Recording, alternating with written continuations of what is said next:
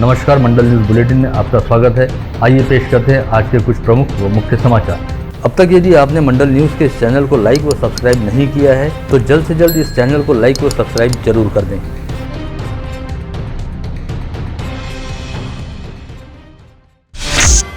आगामी 28 अप्रैल को अमरावती फसल मंडी के प्रतिष्ठापूर्ण चुनाव होने जा रहे हैं, जिसकी नामांकन प्रक्रिया आगामी 3 अप्रैल तक चलने वाली है। ऐसे में चुनाव लड़ने के इच्छुक प्रत्याशियों द्वारा अपने अपने निर्वाचन क्षेत्र से नामांकन दाखिल करने और चुनाव लड़ने की तैयारियां शुरू कर दी गई हैं, जिनमें अड़द खरीदार निर्वाचन क्षेत्र से चुनाव लड़ने के इच्छुक परमानंद अग्रवाल का भी समावेश है। लेकिन परमानंद अग्रवाल की इच्छाओं और तैयारियों पर कल मुंबई उच्च न्यायालय की नागपुर खंडपीठ ने यह कहते हुए पानी फेर दिया कि परमानंद अग्रवाल सबसे पहले उन पर बकाया रहने वाली शेष की राशि का भुगतान करें, जिसके बाद ही उन्हें सहकार उपनिबंधक कार्यालय से मंडी संचालक का चुनाव लड़ने हेतु एनओसी दी जाएगी। ऐसे में फसल मंडी के संचालक पद का चुनाव लड़ने हेतु परमानंद अग्रवाल को 3 अप्रैल से पहले 1 करोड़ 14 लाख रुपए के बकाया शेष का भुगतान करना होगा, अन्यथा वे चुनाव लड़ने के लिए अपात्र रहेंगे।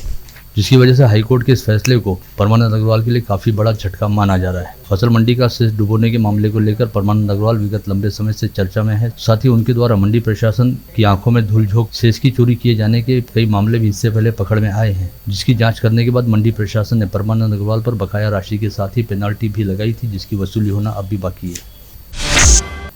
खुद को भारतीय जनता पार्टी का जिला उपाध्यक्ष बताने वाले प्रमोद सिंह गडरेल ने कल बुधवार 29 मार्च की शाम सोशल मीडिया पर अपने द्वारा जारी वीडियो संदेश में यह कहकर सनसनी फैला दी थी कि परतवाड़ा पुलिस ने उन्हें 30 मार्च को रामनवमी पर शोभा यात्रा निकालने हेतु अनुमति देने से इनकार कर दिया है, जिसकी वजह से रैली का आयोजन रद्द किया जा रहा है। इसे लेकर परतवाड़ा व अचलपुर में रहने वाले लोगों में परतवाड़ा पुलिस के प्रति अच्छा खासा गुस्सा फैल गया था। वहीं बीती रात ही 2 घंटे बाद अपना दूसरा वीडियो जारी करते हुए प्रमोद गडरेल ने बताया कि जिले के एक जनप्रतिनिधि की मार्फत उन्होंने ये मामला सीधे राज्य के उप मुख्यमंत्री व गृह मंत्री देवेंद्र फडणवीस तक पहुंचाया और फडणवीस द्वारा जिला पुलिस प्रशासन सहित परतवाड़ा पुलिस को जमकर आड़े हाथ लिए जाने के बाद पुलिस ने उन्हें रैली निकालने की अनुमति दी। इसे लेकर मंडल न्यूज द्वारा अपने स्तर पर जांच पड़ताल किए जाने पर पता चला कि गडरेल की ओर से फरवरी माह के दौरान ही परतवाड़ा पुलिस के पास इस शोभा यात्रा के आयोजन हेतु आवेदन किया गया था और तमाम जांच पड़ताल के बाद परतवाड़ा पुलिस ने विगत 27 मार्च को ही प्रमोद सिंह गडरेल को उनके द्वारा किए गए आवेदन के आधार पर 30 मार्च को रामनवमी पर रैली निकालने की अनुमति दी थी। ऐसे में अब जुड़वा शहर वासियों द्वारा यह सवाल पूछा जा रहा है कि जब अनुमति पहले ही मिल गई थी तो गडरेल द्वारा अनुमति नहीं मिलने और अनुमति प्राप्त करने हेतु दबाव लाने की बात क्यों कही गई। इसके साथ ही मंडल न्यूज द्वारा की गई पड़ताल में यह भी पता चला है कि गडरेल द्वारा परतवाड़ा व अचलपुर शहर में बैनर पोस्टर व प्रवेश द्वार लगाने के लिए अचलपुर नगर पालिका से अनुमति मांगने हेतु कोई अनुमति प्राप्त नहीं की गई थी, जिसके चलते अचलपुर नगर पालिका द्वारा अनुमति दिए जाने का मामला ही नहीं उठता।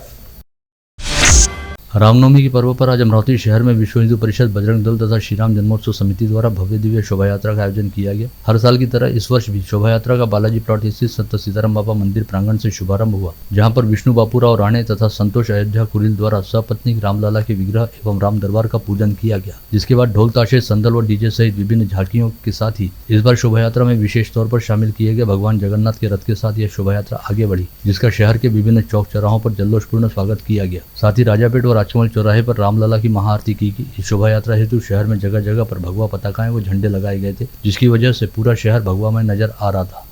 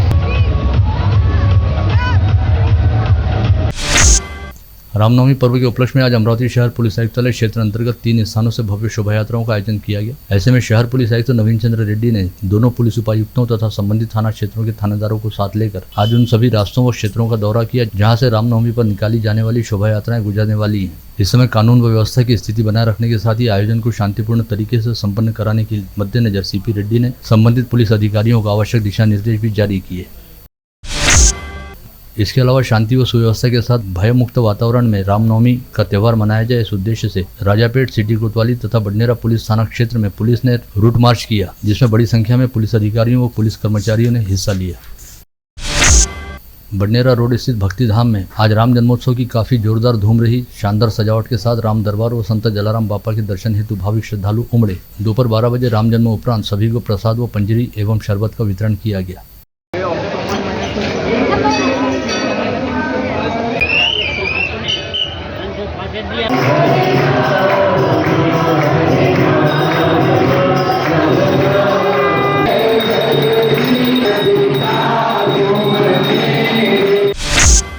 साईनगर स्थित साई मंदिर में आज रामनवमी के पर्व पर शाही स्नान व अभिषेक का कार्यक्रम किया गया, जिसमें सैकड़ों भाविक श्रद्धालु शामिल हुए। रामनवमी के पर्व के उपलक्ष्य में आज बडनेरा शहर में सुबह 7 बजे भव्य रामधुन प्रभात फेरी व कलश यात्रा निकाली गई, जिसमें छोटे बच्चे से लेकर युवा एवं महिला पुरुष बड़ी संख्या में शामिल हुए। श्री अंबादेवी संस्थान द्वारा आयोजित मंदिर के जीर्णोद्धार कार्य का आज मनपा प्रशासक व आयुक्त प्रवीण आष्टीकर के हाथों भूमि पूजन किया गया। संस्थान की अध्यक्षा विद्या देशपांडे की अध्यक्षता में मंदिर के मुख्य प्रवेश द्वार के सम्मुख हुए भूमि पूजन समारोह में आयुक्त आष्टीकर ने कहा कि अम्बा माता के मंदिर का जीर्णोद्धार कई शतकों में एक बार होने वाला ऐतिहासिक क्षण है और यह क्षण जीवन भर उनकी स्मृति में बना रहेगा। साथ ही मंदिर के भूमि पूजन का अवसर मिलना उनके जीवन की सबसे अनमोल पूंजी है। परंतु मी माझं भाग्य समजतो की कारण काहीही असो, देवीच्या चरणी आपण काही करू शकलो याचा आणि त्याचा आपण साक्षीदार राहू शकलो याचा सर्वात जास्त तो आहे अभिमान आणि तो मान आपण सर्वांचा शोधनीय आहे। या प्रसंगी महापालिकेकडून जे काही होईल माझा मानस आहे आणि योगायोगाने कांग्रेस नेता राहुल गांधी द्वारा स्वातंत्रवीर सावरकर का अपमान करने का मुद्दा राज्य की राजनीति में काफी गर्मा रहा है। धामनगांव के भाजपा विधायक प्रताप अड़सठ भी इस मामले को लेकर आक्रामक हुए हैं और उन्होंने यहां बुलाई गई पत्रकार परिषद में कहा कि सावरकर का बार बार अपमान करने वाले राहुल गांधी का निषेध करने के लिए तथा सावरकर के कार्यों को एक बार फिर जनता के सामने लाने के उद्देश्य से भाजपा की ओर से लाने के उद्देश्य से अगले माह उनके निर्वाचन क्षेत्र में सावरकर सम्मान यात्रा निकाली जाएगी। आज यहां बुलाई गई पत्रकार परिषद में कांग्रेस शहराध्यक्ष बबलू शेखावत तथा पूर्व महापौर विलास इंगोले व मिलिंद चिमोटे द्वारा कहा गया कि राजकमल चौक स्थित खापड़ेवाड़ा को गिराए जाने के संदर्भ में सुप्रीम कोर्ट ने ऐतिहासिक फैसला सुनाते हुए कांग्रेस पार्टी द्वारा विगत लंबे समय से पुरानी व खस्ताहाल इमारतों में रहने वाले किराएदारों के अधिकारों को आबादित रखते हुए उन्हें संरक्षण देने के संदर्भ में किए जा रहे प्रयासों को उचित ठहराया है। साथ ही इन प्रयासों पर अपनी मुहर लगाई है। त्यांच्यावर प्रशासनावर दबाव टाकून आम्ही हे केलं। त्याच्यावर आत्ताच माननीय सुप्रीम कोर्टाने जे पॉईंट्स मिलिंद भाऊंनी प्रस्तावामध्ये टाकले होते जे आम्ही पत्रामध्ये दिले होते तेच पॉईंट घेऊन तर सुप्रीम कोर्टाने आता जे भाडेकरूचे हक्क अबाधित ठेवलेले आहे आणि हा एक मोठा काँग्रेस पक्षाचा एक म्हणजे आमचंही म्हणणं आहे की जे सामान्य लोक आहेत त्यांच्यासाठी मोठा आम्ही लढा दिला नाही तर बाकी काय बाकीचे जनप्रतिनिधी महानगरपालिकेत असताना कोण काय करतात त्याच्याशी आम्हाला काही घेणं नाही। आम्ही सामान्य लोकांच्या हितासाठी हा एक लढा होता, तो लढा आम्ही जिंकला।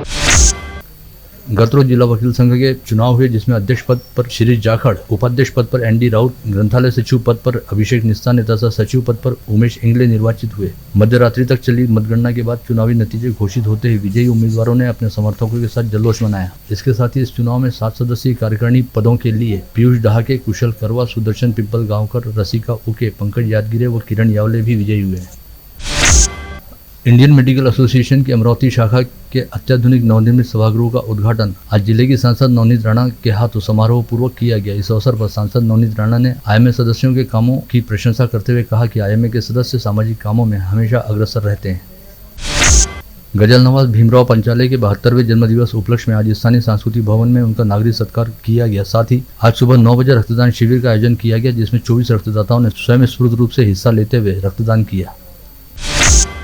गोंदिया कोल्हापुर महाराष्ट्र एक्सप्रेस कल 31 मार्च के लिए रद्द की गई है। रेलवे ने बताया कि भुसावल भादली दौरान चौथी लाइन बिछाने का काम जारी है, इसलिए नागपुर होकर जाने वाली कई रेलगाड़ियों को कैंसिल किया गया है, जिनमें अहमदाबाद नागपुर एक्सप्रेस व पुणे नागपुर एक्सप्रेस 30 मार्च को तथा वर्धा भुसावल वर्धा एक्सप्रेस 31 मार्च को नहीं चलेगी।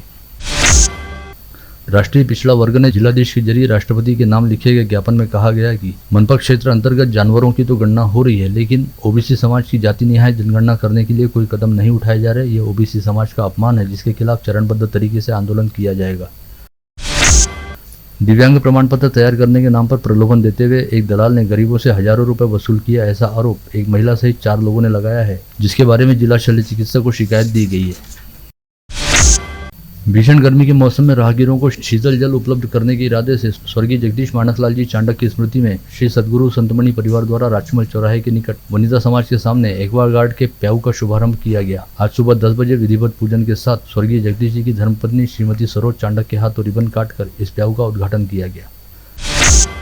विधान परिषद सदस्य वजाहत मिर्जा के नाम पर 25 लाख रुपए की रिश्वत लेते रंगे हाथ पकड़ में आए दिलीप खोड़े से कल पूरा दिन नागपुर पुलिस द्वारा पूछताछ की गई। साथ ही दिलीप खोड़े को स्थानीय अदालत में पेश किया गया, जहां से उसे 1 अप्रैल तक पुलिस कस्टडी रिमांड में रखने का आदेश मिला है। वहीं दिलीप खोड़े के साथ इस मामले में नामजद शेखर भोयर अब तक फरार है। इस मामले में विधायक वजाहत मिर्जा का भी नाम जुड़ा हुआ है। ऐसे में एंटी करप्शन ब्यूरो द्वारा विधायक वजाहत मिर्जा से भी इस मामले को लेकर पूछताछ की जा सकती है, ऐसी जानकारी भी सामने आई है। विगत रविवार 25 नवंबर को तड़के 4:30 बजे के आसपास नांदगांवपेट के शिव पार्वती नगर में मोहम्मद आजिम मोहम्मद खालिक नामक टैक्सी ड्राइवर की हत्या के मामले में पुलिस के हाथ अब तक कोई सुराग नहीं लगा है। ऐसे में हत्या की वजह व हत्यारों की तलाश करने हेतु अमरावती शहर पुलिस आयुक्त नवीन चंद्र रेड्डी ने पुलिस की 7 टीमों को काम पर लगा रखा है। वहीं अब नागपुर के पुलिस आयुक्त अमितेश कुमार ने भी इस मामले में अमरावती पुलिस की मदद करने हेतु नागपुर पुलिस की एक टीम को काम पर लगाया है। जलते चूल्हे पर रखे गए तवे पर बैठकर अपने भक्तों से वार्तालाप करने वाले मार्डी निवासी गुरुदास महाराज नामक बाबा अभी लापता है। वहीं अंधश्रद्धा निर्मूलन समिति ने इस भोंदू बाबा की जांच पड़ताल करते हुए उसके खिलाफ कार्रवाई करने की मांग जिला पुलिस अधीक्षक से की है, जिसके बाद इस शिकायत को कुर्रा पुलिस थाने के पास भेजा गया है और कुर्रा पुलिस के साथ ही स्थानीय अपराध शाखा भी इस मामले की जाँच में जुट गई है। धारनी के निकट सासुरदा के जंगल में लाटू गांव स्थित खेत में बंधी गाय का शेर ने शिकार कर लिया। घटनास्थल पर बाघ के फुटप्रिंट दिखाई दिए हैं। वन विभाग ने घटनास्थल का पंचनामा किया है।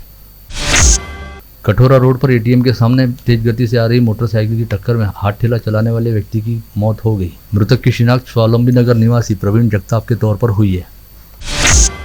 गाड़गीनगर पुलिस थाना क्षेत्र के सोनम कॉलोनी के पास शेगांव रोड पर एक व्यापारी पर हमला कर 2 लुटेरे सोने की चेन लूटकर भाग गए। रवि फुरसानी नामक व्यापारी की शिकायत पर गाड़गीनगर पुलिस मामले की जाँच कर रही है। गाड़गीनगर पुलिस थाना क्षेत्र के नामदेव महाराज गली में एक पिता ने अपने 3 वर्षीय बेटे का अपहरण किया। जानकारी के मुताबिक मनीषा मुले नामक महिला विवाद के कारण विगत 10 माह से अपने मायके में रह रही है। इसी दौरान आशीष मुले ने एक अज्ञात व्यक्ति के साथ आकर मनीषा के 3 वर्षीय बच्चे का अपहरण कर लिया। दरियापुर बस स्टैंड पर 17 वर्षीय लड़की के साथ छेड़छाड़ किए जाने के मामले में दरियापुर पुलिस ने माहौली जहांगीर के दत्ता कलाने नामक आरोपी के खिलाफ अपराध दर्ज करते हुए कार्रवाई शुरू की है। लड़की के साथ छेड़छाड़ करने वाले इस आरोपी की बस स्टैंड पर मौजूद लोगों ने जमकर पिटाई भी की थी। चांदुर बाजार मोर्शी महामार्ग पर तेज गति से आ रही ट्रैक्टर ट्रॉली के चालक का नियंत्रण छूट गया, जिसकी वजह से ट्रैक्टर ट्रॉली पलटी खा गई। इस हादसे में बेलोरा निवासी दिनेश पचारी नामक चालक की ट्रैक्टर ट्रॉली के नीचे दबकर मौत हो गई। वहीं एक युवक गंभीर रूप से घायल हो गया। चांदुर बाजार तहसील के ब्राह्मणवाड़ा थड़ी में रहने वाले दिलीप नागपुरकर व उनकी पत्नी रेखा से खेत को लेकर अविनाश व अंबादास नागपुरकर का विवाद चल रहा था। इस दौरान दोनों आरोपियों ने दिलीप के घर पर पहुंचकर जराती से सपासप वार कर उसकी पत्नी की बेरहमी से हत्या कर दी थी। इस मामले की सुनवाई के बाद अचलपुर की अदालत ने आरोपी अविनाश नागपुरकर को उम्र कैद की सजा सुनाई। वहीं अंबादास को बाइज्जत बरी किया।